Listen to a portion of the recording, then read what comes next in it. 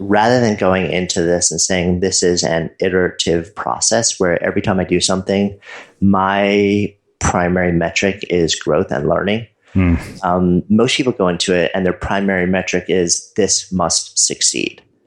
And then when it doesn't succeed, because it very often it doesn't, by their terms of I've created something beautiful, like the dream outcome that I had is the outcome that I actually experienced. And when it doesn't hit that, then people look at the entire investment as a failure.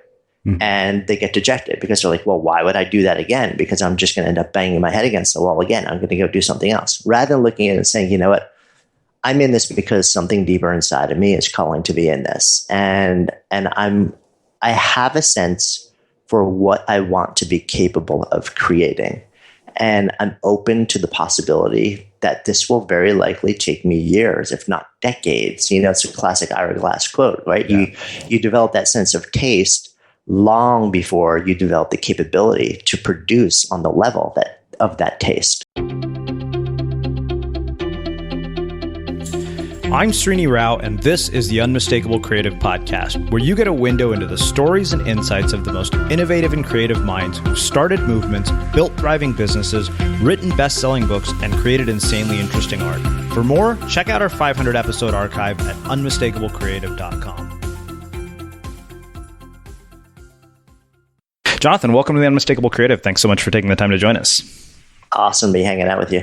Yeah, it is really, really cool to have you back here. It's interesting because you and I go way back. And it's funny because you're probably one of the handful of people who has made multiple appearances on our show, both when we were Blogcast FM and as Unmistakable Creative. And I know that you have a new book coming out, and definitely we're going to spend a lot of time talking about it. But before we get there, I want to ask a question that was actually prompted by the very beginning of the book. You open the book by talking about your relationship with your mother and the fact that your father left. And I'm curious about the impact that the relationship you have with your mother has had on your life and your work. Yeah. And also like so I open it basically telling a story that, a lot of kids have gone through, their parents end up splitting and they actually did it as amicably and respectfully as they could. But I was and I think a lot of kids in sort of like that generation and my generation, you end up spending most of your time with your mom.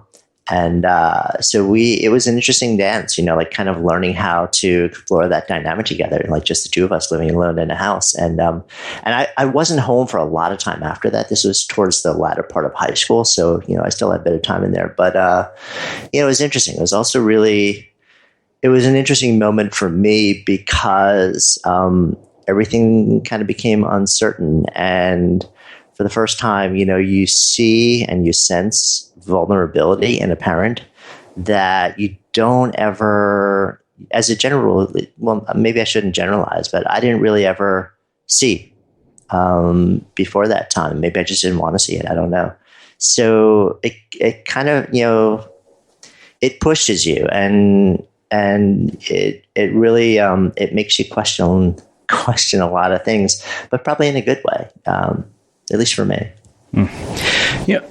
On the uncertainty piece, I know this was really the subject of your last book, and it's funny because it seems like the seed for that idea got planted very early in your life. Hey, I'm just wondering, navigating that kind of uncertainty at such a young age. What did you learn about navigating uncertainty then that applied later on in your life? Yeah. Can I always count on you to ask me questions that I don't see coming? Yeah, obviously. You should know that by now. Of course. No. It's interesting. If I reflect on that time, I don't know if... I think probably a bunch of what it taught me was self-reliance. And also what I'd seen, not just in that moment in time, but also growing up, is that I grew up and my mom was an artist and a craftsperson. And so she lived in that space of constant creativity and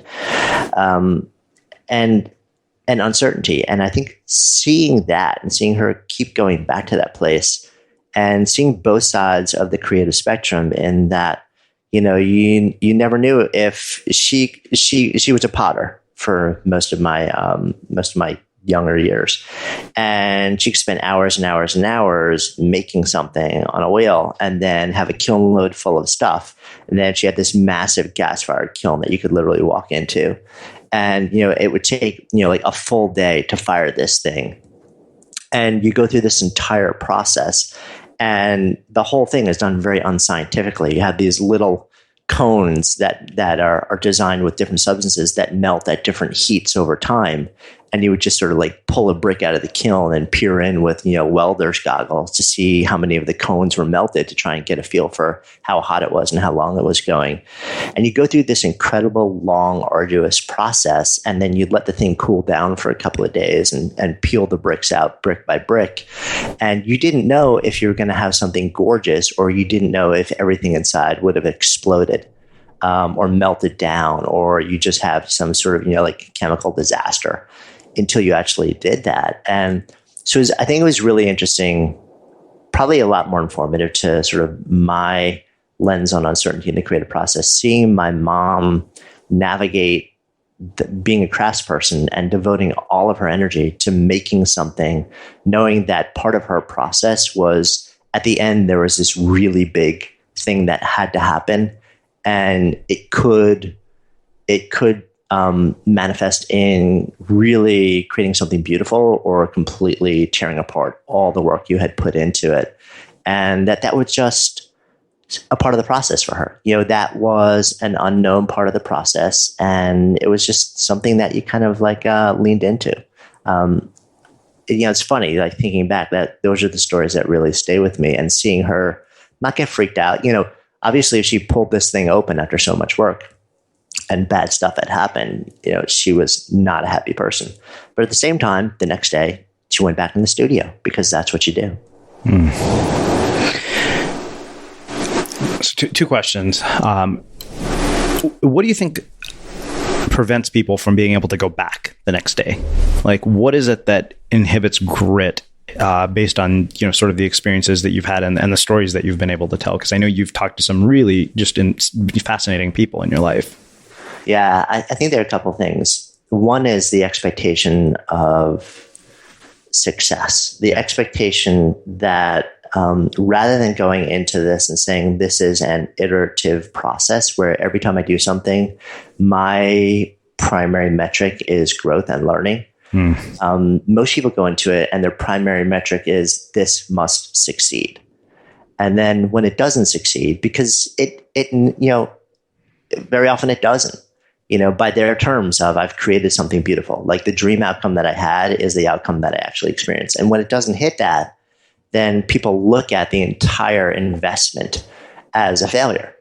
And they get dejected because they're like, well, why would I do that again? Because I'm just going to end up banging my head against the wall again. I'm going to go do something else. Rather than looking at it and saying, you know what, I'm in this because something deeper inside of me is calling to be in this. And I have a sense for what I want to be capable of creating. And I'm open to the possibility that this will very likely take me years, if not decades. It's a classic Ira Glass quote, right? Yeah. You develop that sense of taste long before you develop the capability to produce on the level of that taste, and most people don't want to wait. They want to get there now. And I get it because that's me too. But my sense is that the people who develop, that sense of grit that allows them to endure through so many trials to get to that place where capability equals taste and sensibility, and where the thing that you see in your mind that you want to create is actually the thing that you become capable of creating. It's approaching the process with an understanding that this is going to take time, and each time I do something, all I'm really doing is running an experiment, and the primary thing that I want to get out of it is I want to learn. And if I can create beauty along the way, well, that's awesome. It's a really nice bonus. My ultimate goal is to create beauty. But I know along the way, I'm going to have to create a ton of ugly stuff to get there. And that's okay. So I think if you go into it with that lens, you're able to endure the process with so much more grace. Yeah, it's kind of fitting to talk about this since we were just talking about book sales. Yeah. And same thing. It's a lesson. It's so weird because to me, it's one of those things I was like, wow, I wrote about this very thing in my book, and yet I have to remind myself of this on a daily basis. Yeah, dude, we all do. I mean, I'm on my third book now, and creating stuff since I was a kid. I've been painting since I was a kid, creating businesses since I was a kid. And the reason I wrote my last book before this was because even through decades of doing all this work, I was still bleeding every time I did it. And I just want to figure out, like, is there some way to be just at least baseline okay? And, to sort of like create a different lens on the process that'll just be more forgiving. Because I think most of us are not wired to look at any sort of, large scale, long-term creative endeavor that way. And my sense is that the way technology is going, it's training us to have the expectation of instant across all domains. And there are just certain things that you can't rush. There's, things that require a rewiring of your neural circuitry, that there is nothing that you can do. There's no technology in existence. There is no deliberate practice that will make that happen faster. Mm-hmm. Your brain takes time to get there. Yeah. Tell me about the relationship with your father. And more importantly, I mean, having had a father leave when you were young, how has that changed your approach to parenting, or what impact has that had on your approach as a parent? Yeah, so it's interesting. So my parents split, but my dad didn't leave my life. He was still very involved and still is to this day. So I didn't experience it so much as my dad leaving. Mm-hmm. I experienced it as my parents splitting. And my folks were and still are very different. My mom has always been much more on sort of the craftsperson side. And my dad, until very recently, my dad was a guy who had one job for his entire adult life. And he literally just retired a couple of years ago. And he retired largely just because he didn't want to have to deal with academia. But he's still, he's a researcher. He researches human cognition, the human learning process. And he's done that. He did it in an academic environment as a professor and running a lab for, I want to say 50 years. Mm-hmm. And, he's gotten to a point where he retired, and but he's still doing all of his work and doing all of his research just in sort of, like collaborations with other people that he knows in academia that have labs. So he doesn't have to sort of deal with the world of academia and sort of the bureaucracy and stuff like that. So he didn't leave my life.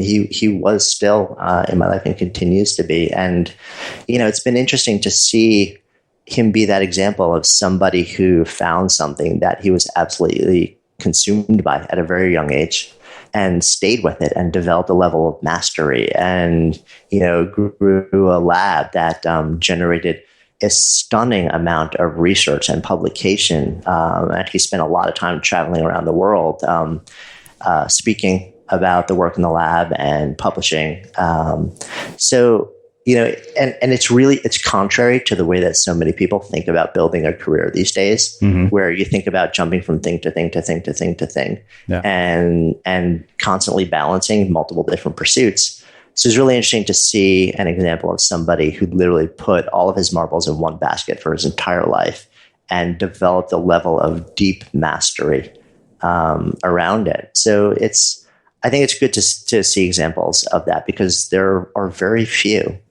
these days. It's interesting when you describe both your parents to me. Your work makes so much more sense to me now, because I'm definitely a blend of both. Yeah, you really are. I mean, because part of what I've always appreciated about your work is that there's this very inspirational element to it, and yet it's always backed up by a lot of practicality as well. And that's why I think what you do is so interesting, and I find it so valuable. And like I said, I mean, hearing you describe both your parents, it makes complete sense. One of the things that I thought was interesting was when you're talking about your dad, you talked about him becoming consumed by this one thing. And, I look at growing up, I look at school, I look at education, and I'm not a parent, so but I am always curious when I talk to parents, what is it that, how do you identify those moments when you are completely consumed by something that could actually lead to something great? Yeah, such a good question. I'm 50 years old, and I'm still looking for those moments in myself.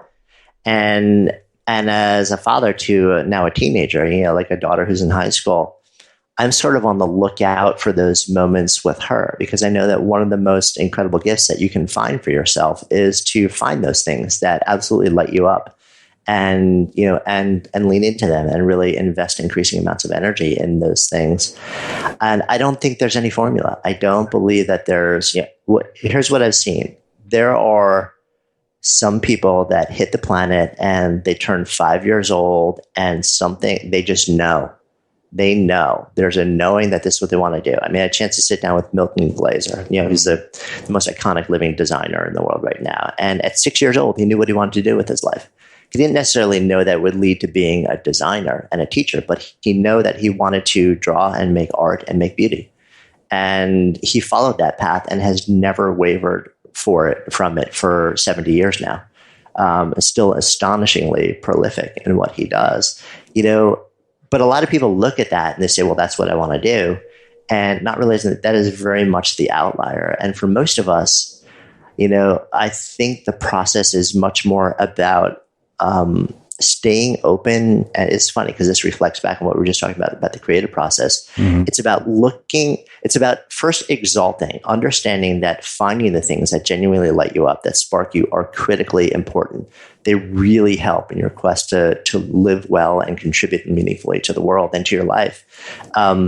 And saying, okay, this may take me years, it may take me decades, but part of my job is to just continue to try things, to run those series of deliberate experiments. Again, not saying this must succeed, but saying, what can I learn about myself by doing this? And doing it until you get answers. I think one of the biggest tragedies that tends to happen now is that so many people graduate from school, from secondary education, with such a mountain of debt that it almost forces you to lock yourself into a career path that services your debt rather than allows you to run those experiments. And very often it takes decades before you can extract yourself. And at that point, people start to run those experiments, or they just kind of become so dejected and feel like, well, my path is what it is, that they serve out the rest of their time doing what they've started doing and built a career and a life around doing. And I think that some people can be okay with that, but I think for a lot of people, it can also be relatively tragic. It's really interesting you say that, because I have my student loan debt, and I think my sort of take on it was that I vowed not to live my life in service of paying off that debt. Because I knew it would lead to exactly what you're talking about. And I thought, if I get to the end of my life and all I've accomplished is paying off debt, like if that's what somebody had to write on my tombstone, he paid off his student loan debt, I thought, you know what, there's no way I'm going to go out like that. Yeah. So, I think you're the exception. Well, you know that already. Yeah. So, I have to ask, as a parent who has been exposed to all of these ideas and all of these people who've made these very unique sort of career paths for themselves, how do you think about education for your own kids? Yeah. So my daughter's in private school, and it's more of a progressive education approach. But there's still a certain amount of mainstream that has to happen, especially when you're in high school. And, at the end of the day, everybody sort of is moving towards the same tests and the same potential, like quest to go to college. But I've actually sat down and I've told her, I've said, hey, listen, if you feel like college is the right thing for you, let's have a conversation about it, and I'll support you in that decision. But I don't have any expectation that that is the absolute mandatory next step for you, because for a lot of people, it's not the most sensible thing. When I went to school, it was pretty dirt cheap. There was a really high expectation that if you wanted a job after that, paying a decent amount of money, you would get it, and you would repay your loans, relatively quickly. Pretty much everybody, got through that process and moved on. And the financial equation is profoundly different these days, and the need to actually have a degree to do so many different things is also dramatically lessened. Mm-hmm. So, it's kind of like an ongoing conversation. I think a gap year spent well can be really, really powerful thing. So, I guess my approach and our approach are, with my wife is, we're kind of holding different doors open and saying, listen, we don't have any expectation that, there's one next step and that's what you have to do. We're open, and we've kind of invited her to be open to exploring different options. and seeing what feels right. And I've even at one point, I was like, look, if you want to start a business, rather than go to school or put off school for a bit, and try and build something, I'll help you do it. So that's been my approach. Interesting. Just out of curiosity, does she read your books or listen to Good Life Project? She does not. Although, interestingly, some of her friends do. Wow. If there's something really interesting, she will. Yeah. But not on a regular basis. Yeah, that's interesting because my parents don't listen to the show, or I think the most recent book is the only one that they've actually read, which is, I was just really curious. Well, let's do this. Let's shift gears. I want to start getting into the ideas in the book, but I want to start by asking you, I mean, what in the world made you decide that this is the question that you want to answer, how to live a good life? Because, that the answer to that question could be the quest of a lifetime. Yeah, and it is, and it has been. Yeah. So it was less me deciding this is the question that I want to answer. It was more of me deciding that I'd reached a point where I thought I had something to say that might matter. Mm-hmm. And because this is a question that I've been living for my entire adult life, from pretty much as far back as I can remember. I've always been deeply fascinated by both the human condition and the exploration of human potential. And that's manifested in a lot of different ways. It's manifested in art. It's manifested in businesses. But there's a really interesting through line, which is that everything has always been connected by this bigger question of how can we create things that allow people to live better, to live more meaningful, engaged, connected lives in the world. But it takes, it's Steve Jobs' classic quote, right? You need enough dots to be able to look back and start to see how they connect. And I've I think, reached a point in my life now where, hopefully, God willing, I'll have a lot more dots to create and gather and reflect on. But there are enough now so I can start to see patterns in my own life, patterns in the lives of so many people I've been fortunate to spend time with. And I feel like there was a way that I could potentially share what I'd been seeing that might resonate with people, and help them engage with the world a bit differently and feel better and feel like they're getting more of what they came to get. And it was interesting. I think I've told you this backstory. I can't remember, but this is actually not the book that was sold to my publisher. The book that was sold was a deep dive into belonging. And over time, a bunch of stuff happened, and we shifted gears. And this was the book that ended up coming out of a very long and arduous process. So, how has your perspective on what it means to live a good life changed both through the multiple iterations of the careers that you've had, as well as with age? Well, beyond getting more jaded, not just kidding. I think that's just a factor of living in New York City. I make decisions differently. Different things matter to me. My sense of what's possible has shifted. So, for example, at an earlier point in my life, I'm still pretty risk tolerant for somebody who's sort of at the point in my life where I am. When I look at a lot of my friends, they're probably a lot less quick to try new things.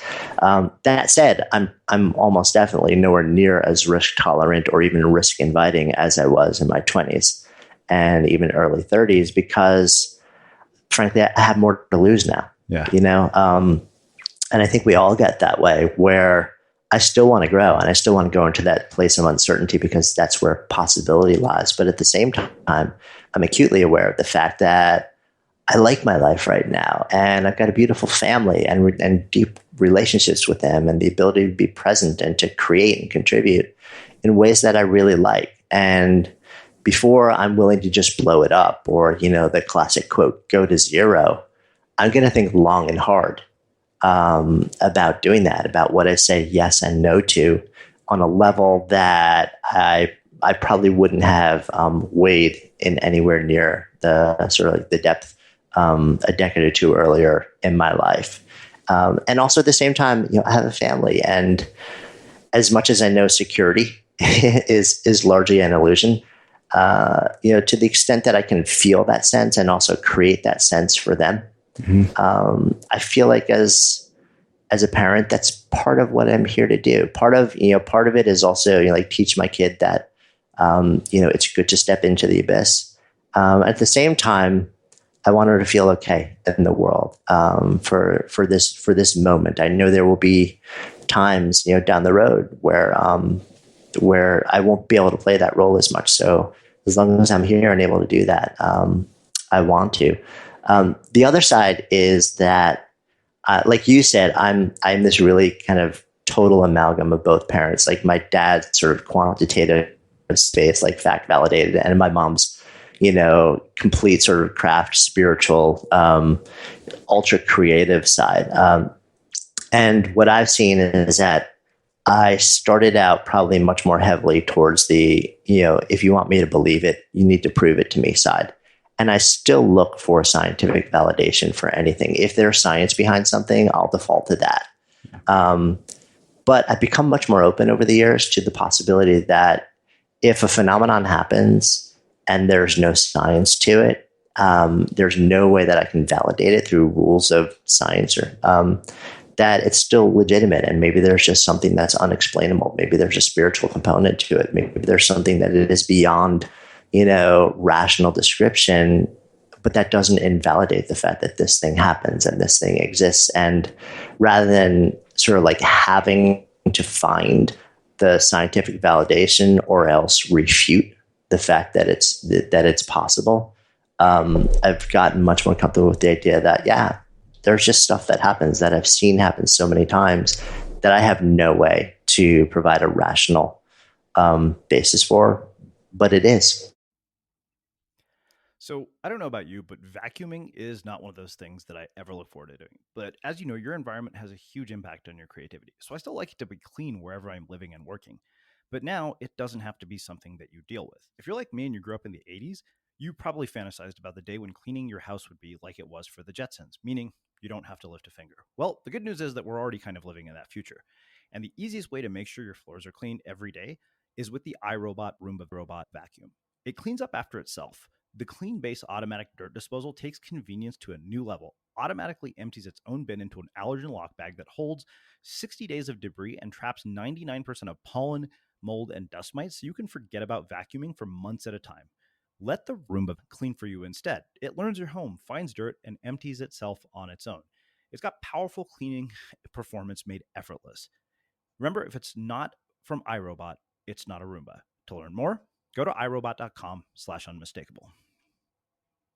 It's interesting to hear you talk about risk and how, you get to the point where you have more and more to lose, because I even feel that way now, even though I don't have, family or kids. But as we've grown, this business into what it is, and a team around us and editors and agents and all these people, I'm like, wow, there's a lot of people who count on me to make sure that I don't go off the deep end. Yeah. I mean, it's the same thing here too. When you're building a business, and you got people. It's you make decisions, or at least I make decisions differently, and maybe that makes me not a classic entrepreneur, but I think that's just the way that I've changed and evolved, and I'm pretty okay with that, actually. Well, let's do this. I want to start getting into sort of the three core ideas in the book that really, you think, we talked a little bit about it last time you were here, but I want to do a sort of another deep dive into this, because some of this is so fascinating. So could you give us sort of an overview of the three buckets, what they consist of, and how they are all interrelated to each other? Yeah, sure. So the idea is really simple. And the underlying idea was to create a model for crafting a good life that you would hear once, remember for life, and that could guide your behavior. So over time, this developed into this thing I call the three buckets. So it's really simple, that your life is made up of three buckets, and I call them vitality, connection, and contribution. Your job in the quest to live a good life is to fill those three buckets and to keep them as full as possible for as long as possible. So on a really sort of macro level, to fill your vitality bucket, we're talking about optimizing your state of mind, your state of body. On a macro level for your connection bucket, we're talking about building deep and meaningful relationships, and on multiple levels, on the most intimate level, all the way through a communal level, and on a broad, indefinable level with God or source, if that's something that matters to you. And then on the contribution bucket, that's really about bringing your gifts to the world in a way that is profoundly aligned with the essence of who you are, and that creates the experience of deep meaning and alignment and a sense of being fully utilized, by the work that you're doing in the world. And that doesn't necessarily equate to your job, by the way. That work may be something that lies outside of the thing that you get paid to do. So that's the basic model is it's really that simple. It's if you spend a little bit of time every day doing something to top off those buckets, and you turn it into a practice. You make it less about being a goal, but just knowing this is my practice and this is my practice for life. This never stops. Mm-hmm. And my daily practice is to sense what needs filling and do a little something that day to fill it. Then over time, without massive disruption or change or radical uprooting, over time, there are all these small shifts that start to happen. And you start to realize, wow, things are better. I'm feeling better. I'm feeling more, like there's more of a purpose. There are deeper relationships. My health and vitality and state of mind are just slowly getting better. It's like for you, it's so interesting because if you look at you and sort of what you've been through over the last few years, really having to pull yourself out of a really dark place, there's this one thing that you turned to that became a powerful bucket filler. That was surfing, and that, it was this thing that you do every day, partly because you love doing it, but also if you deconstruct it, well, what's that actually doing?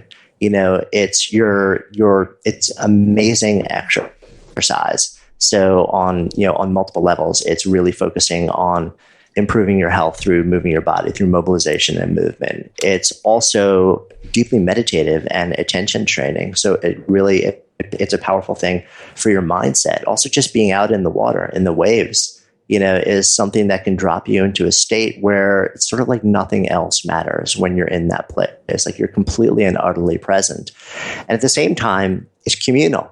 It's relational. So it's doing something to also fill that connection bucket because as a general, I know plenty of people surf alone, but as a general, and this is from conversation that we've shared, you have friends that you go surfing with, and even if you don't go with them, you've got all the regulars that are there. And it's this thing where you're participating. You have a sense of belonging in a community of people who are committed to this beautiful thing.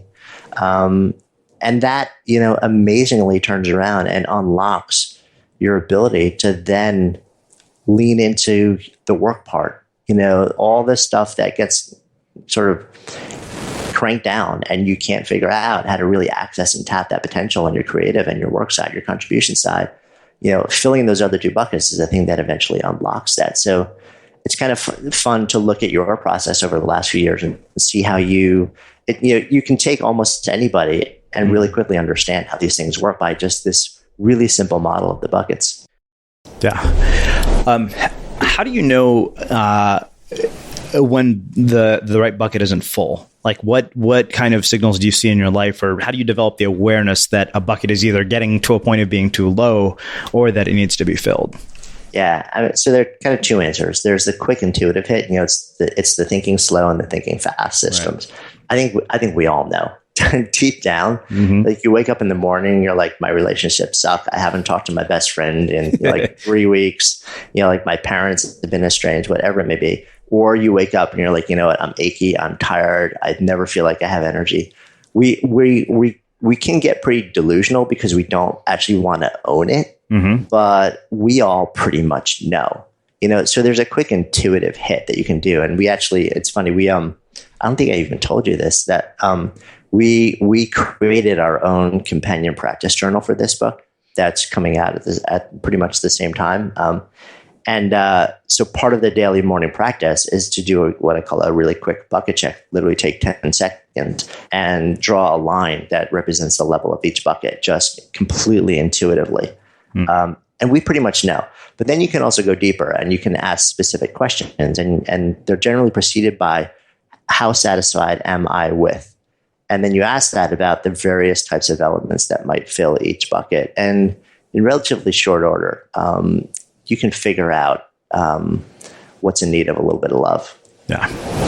It's interesting because I very rarely, once in a blue moon, will take a laptop to the bedroom because I'm too tired to sit in front of a TV and I just want to watch a movie. And I'm like, every time I do that, I wake up the next morning and I'm thinking, why did I do that? I didn't sleep anywhere as near as well as I know I would have if I hadn't done that.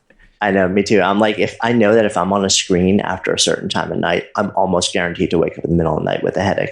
Yeah, I noticed, and it's funny because I think that when you're in a deeply creative phase or working on a big creative project, this is something I was thinking about this morning as I was kind of journaling, and I thought, when I'm preparing to write a book, I'm like an athlete training for a sporting event or a boxer training for a fight, and I thought, okay, reduce it to 1 glass of wine instead of 2, because I saw between 2 glasses of wine and a laptop in bed, I didn't wake up in the best state of mind. Yeah. And yeah, it's funny because you become hyper aware of those things, I think, when you're deeply immersed in some sort of creative project. Yeah, I think that's true. But I think at the same time, though, the exact opposite can tend to happen, which is that you completely lose track of everything else that matters. Yeah, that's true. Yeah, absolutely. So, you talked about the daily practice through the lens of my life. I'm curious what it looks like through the lens of yours. Yeah. So what my daily practice is? Yeah. So a couple of things. And for me, because I'm like the experimenter, and I think part of my responsibility is to constantly test stuff and share what I learned. I'm changing things up on a regular basis, but there are a few things that are bedrock for me. And one of them has been a really long-standing practice. And I know you have a practice too, which is my mindfulness practice. Mm-hmm. And that's something that it's the first thing I do. I wake up in the morning, and I've actually, my morning practice starts the evening before with setting up my coffee machine, so that all I have to do is hit my burr grinder first thing in the morning, put the grinds in, hit go, and then the coffee starts brewing, and then I go and I sit and I meditate for about 25 to 30 minutes every morning. And I actually start out with a few minutes of breathing exercises, sort of yogic breathing exercises before I do that. And then I drop into my meditation. And then from there, I experiment with different things. I'll sometimes do that quick bucket check too, and just say, okay, what needs a bit of love today? Like where do I need to focus my action? I'll try and get a beat on, what is the most important thing I can do today, and commit to that, and everything else becomes gravy.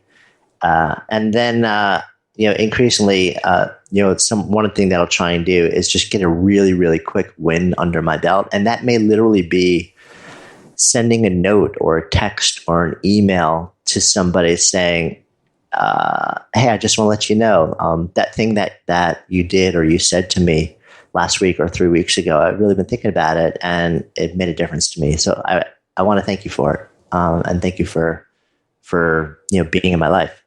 Just something literally that takes 30 seconds, but it's this quick little bucket win.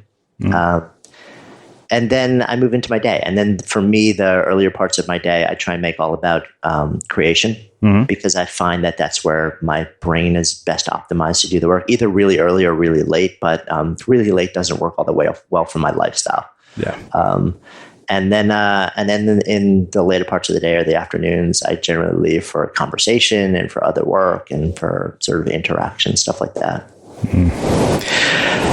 And then there's movement too, which I kind of try and sneak in the margins, and I keep trying different ways to exercise and move my body as well. One thing I realized I don't think I've ever asked you, and maybe I did and don't remember, is throughout all this, have there been any sort of rock bottom, like very sort of dark night of the soul moments in your life? I mean, yeah, I think, nobody hits their middle years without something. Yeah.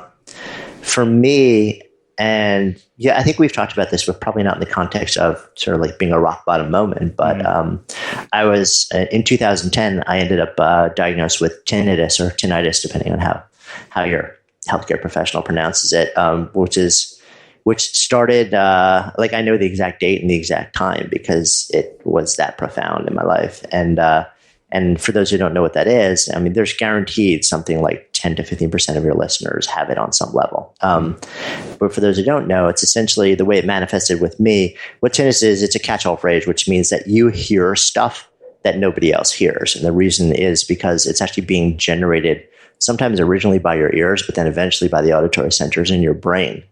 And that can be any variety of sensations or sound, but for most people it manifests in this really high-pitched, loud sound that reverberates through your head 24/7.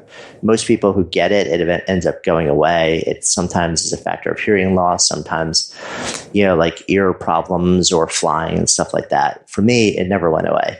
And I also had it really bad and continued to, it's never changed to this day. So the first year and a half for me was brutal. It was absolutely horrible. And being surrounded by ambient noise in New York City made the days bearable. Mm-hmm. But when that noise drops away at night and it's just you lying in the darkness and you're surrounded by noise, but it's coming from your brain, it was pretty devastating, and it destroys your ability to sleep too. And if you go online, I don't recommend doing that, by the way, because you'll read a lot of stories of doom and gloom and devastation and people contemplating all sorts of really horrible things. Right. And the medical profession basically says, we don't know.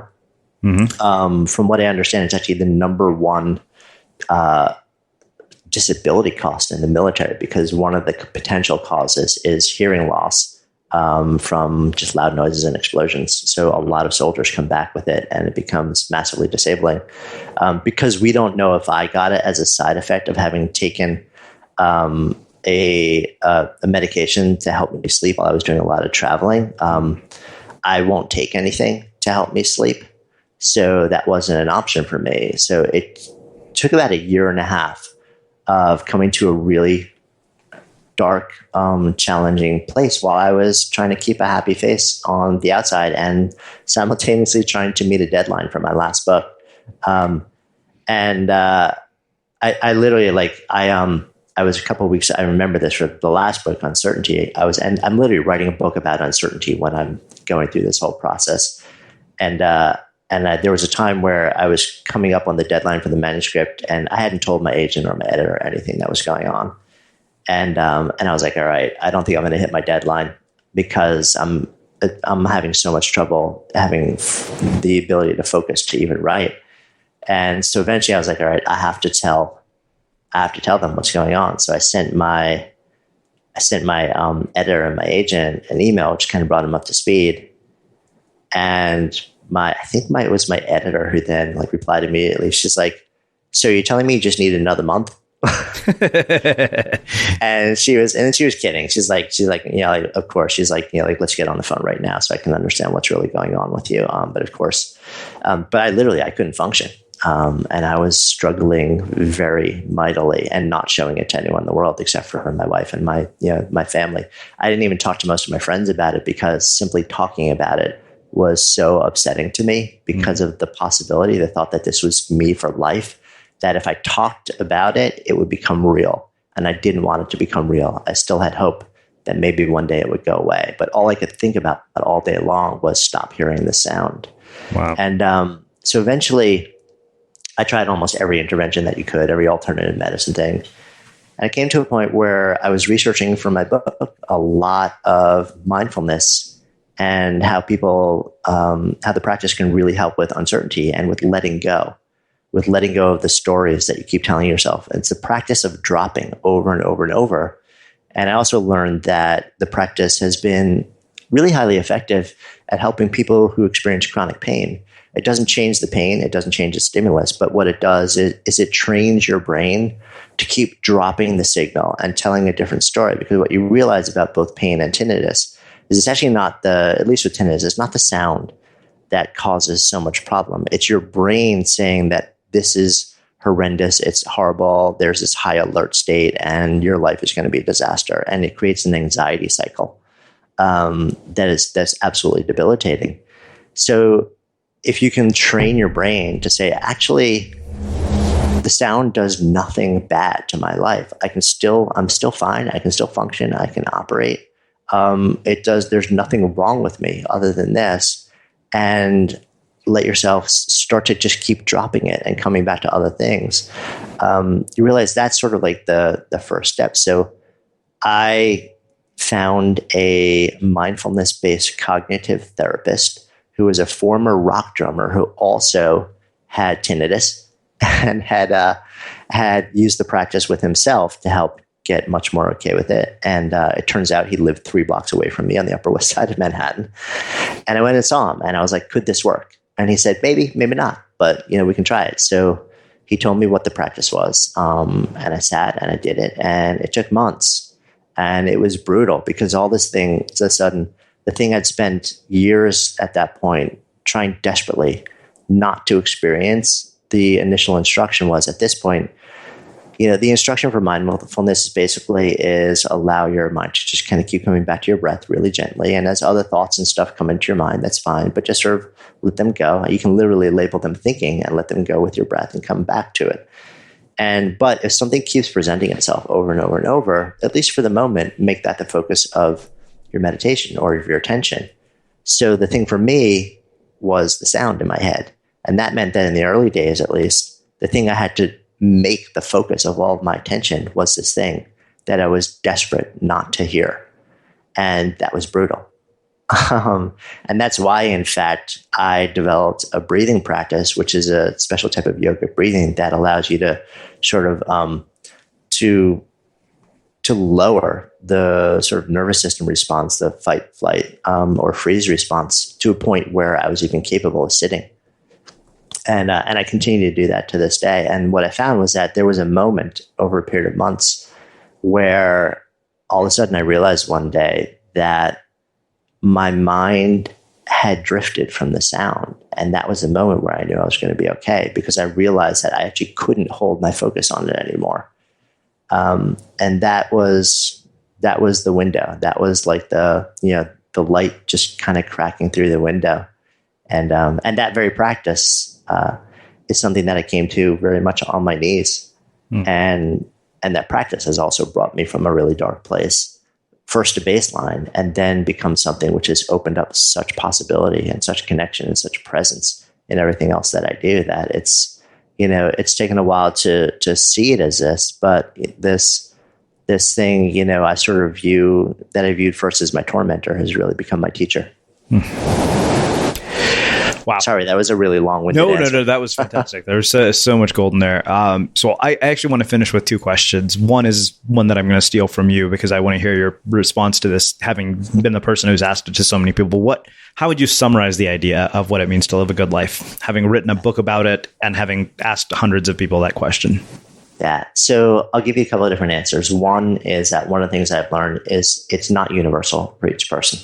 It's very individual, but there are some really big themes there, and the 2 ways that I look at this are, it's when your connection, your contribution, and your vitality bucket runneth over. But on a more personal level, for me, I look to be engaged in activities and relationships that fill me up, surrounded by people I cannot get enough of, in something and in service of something bigger than me. And when I find that that's the metric that I use to make a lot of my decisions, those buckets all fill, and that life becomes pretty good. All right. So I have one last question, which I know you've probably heard me ask. What do you think it is that makes somebody or something unmistakable? Yeah, I think it's the ability to close the gap between who you are on the deepest level of self and who you bring to the world. Some people might call that authenticity. I don't understand what that word really means these days. It's become so watered down. So to me, I think of it more visually. It's having a really deep understanding of who you are and what matters to you and what's important and how you need to express yourself in the world to feel whole. And then living as that person with every fiber of your being in every interaction that you have with the world around you. Well, this has been just amazing and inspiring, as I expected it would be. Where can people learn more about you and learn more about the book? Thanks. Well, first, thank you so much for having me on. It's always so much fun jamming with you. And they can learn more about me at goodlifeproject.com. And the book is pretty much available all over, or the page for it on the website is just goodlifeproject.com/book. Awesome. And for everybody listening, we will wrap the show with that. Thank you for listening to this episode of the Unmistakable Creative Podcast. While you were listening, were there any moments you found fascinating, inspiring, instructive, maybe even heartwarming? Can you think of anyone, a friend or a family member who would appreciate this moment? If so, take a second and share today's episode with that one person, because good ideas and messages are meant to be shared.